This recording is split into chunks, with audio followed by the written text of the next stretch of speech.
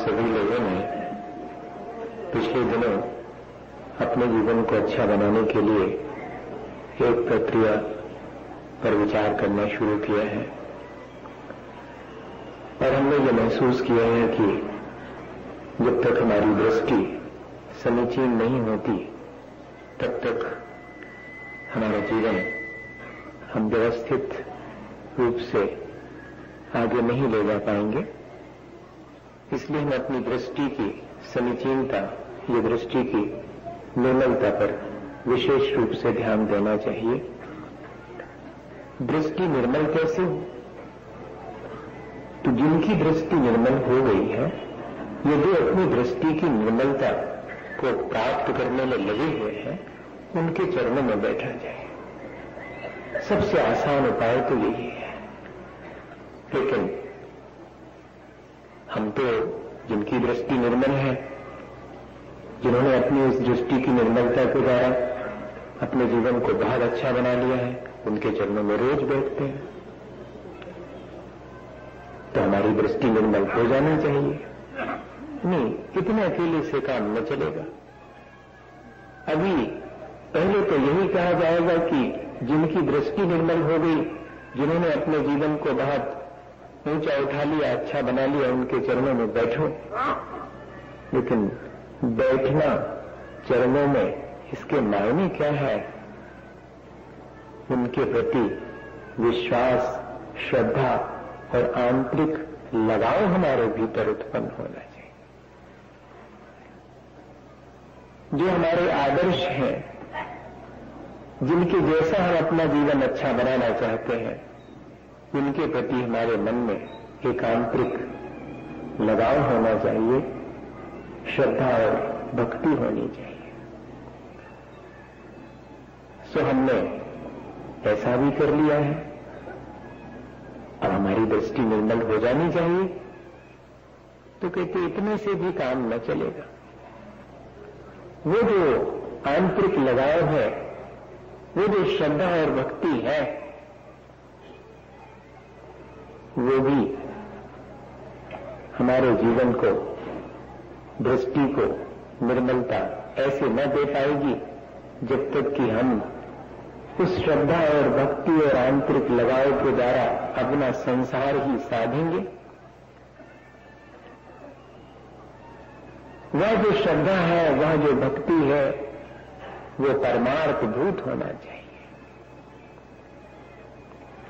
हम अगर देव के चरणों में बैठे हैं तो उनसे वीतरागता का उपदेश लें। गुरुजनों के चरणों में बैठे हैं तो उनसे समता का पाठ सीखें। जिनवानी मां का अभ्यास करते हैं तो अज्ञान को हटाएं और कषायों को शांत करने का पुरुषार्थ करें। यह प्रक्रिया जो हमारे जीवन में हम शुरू करेंगे, तब जाकर के वो हमारी श्रद्धा, हमारी दृष्टि को निर्मल बनाएगी। और इतना ही नहीं, जैसे जैसे हमारे भीतर श्रद्धा बढ़ती चली जाती, दृष्टि निर्मल होती चली जाती, संसार, शरीर और भोगों की वास्तविकता का बोध में होने लगता। अभी तक तो संसार का स्वरूप ऐसा जान पड़ता है कि सुख इसी में है, यह सारभूत है। लेकिन कई बार तो संसार की निस्तारता और संसार की नश्वरता और संसार में होने वाले दुखों का हमने अनुभव किया है। पर जब तक दृष्टि निर्मल नहीं होती, तब तक इन दुखों से बचने का हम कोई पुरुषार्थ ही नहीं कर पाते। यहां तक आचार्य भगवंतों ने जब हमें नहीं समझ में आया तो यहां तक कह दिया कि जो संसार जिसमें सुख हो तो तीर्थंकर क्यों थे? अरे वो तो बहुत महापुरुष हैं, बुद्धिमान, ज्ञानवान हैं। उन्होंने भी इस संसार के बीच रह करके इसकी निस्सारता को जानकर इसे छोड़ दिया।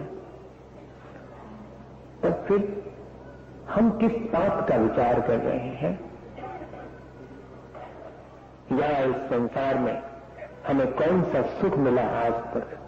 जो मिला वह भी कितनी देर का था, और वह भी मेरे अपने कर्मों के अधीन था।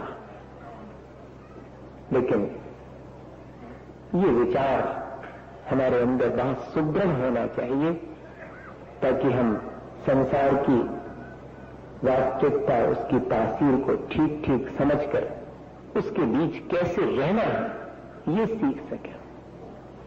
संसार में दुख है, संसार में सार है, ये कहना बहुत आसान है, और निरंतर उस संसार के ही दुख के उपाय करते रहना ये ठीक नहीं है।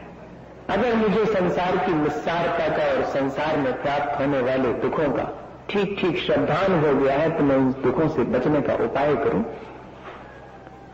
कम से कम अपने और दुखों का उपाय तो न करूं, बचने का उपाय न भी कर पाऊं, चलो। लेकिन मैं तो सुबह से शाम तक अपनी अज्ञानता और कषाय के चलते संसार बढ़ाने का ही उपक्रम करता रहता हूं। अब अगर संसार की वास्तविकता मालूम पड़ गई है तो ये संसार प्रपंच जान पड़े, और अब इसमें और अधिक न रहूं, ऐसा भाव तो उत्पन्न हो।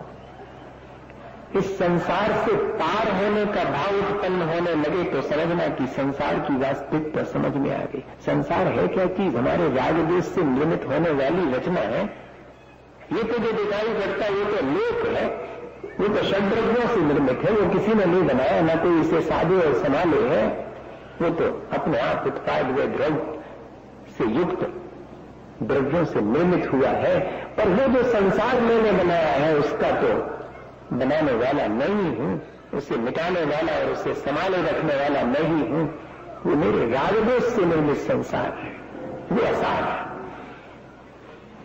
तो मैं अपने रागदेश को रोज रोज घटाना शुरू कर दूं तो समझना कि संसार की वास्तविकता का बोध हो गया है। अब भगवान के चरणों में बैठना, गुरुजनों की सेवा करना और शास्त्र का स्वाध्याय करना अब सार्थक होने लगा है।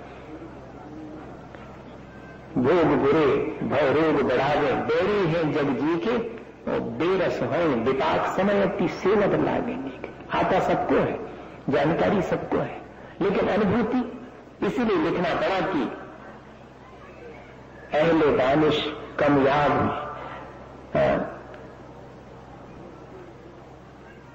कमयाब है अहले नजर, अहले दानिश आम है, कमयाब है अहले नजर। क्या ताजुब की रह जाए दामन तेरा खाली। अहले दानिश तत्व के जानने वाले बहुत हैं, लेकिन अहले नजर, लेकिन तत्व दृष्टा कोई विरला ही होता है। 7 तत्वों का बारीक स्वरूप भी समझने वाले सैकड़ों लोग मिल जाएंगे, लेकिन तत्व के स्वरूप को अपने भीतर महसूस करने वाले बहुत विरले हैं। इसलिए सावधान रहना। संसार शरीर और भोगों की वास्तविकता को जानने वाले बुद्धि से बहुत लोग मिल जाएंगे, लेकिन संसार शरीर और भोगों की वास्तविकता को जानकर उनसे विरक्त होने वाला कोई विरला ही होगा। हमें तो वो कार्य करना है। हमारे जानने का उद्देश्य ही यही है कि हम ठीक ठीक जान करके हे को हे जान करके छोड़ सकें, उपादेय को उपादेय जान करके स्वीकार कर सकें। ऐसा ना हो कि हे उपादेय का भारी भारी ज्ञान होने के बाद भी मैं हे पदार्थ को ही छाती से चिपकाए रखूं और उपादेय से विमुक्त हूं।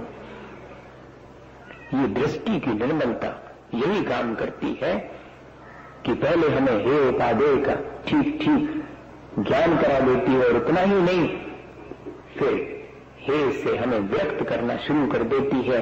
तब वो दृष्टि की निर्मलता सुदृढ़ कहलाएगी, समीचीन कहलाएगी।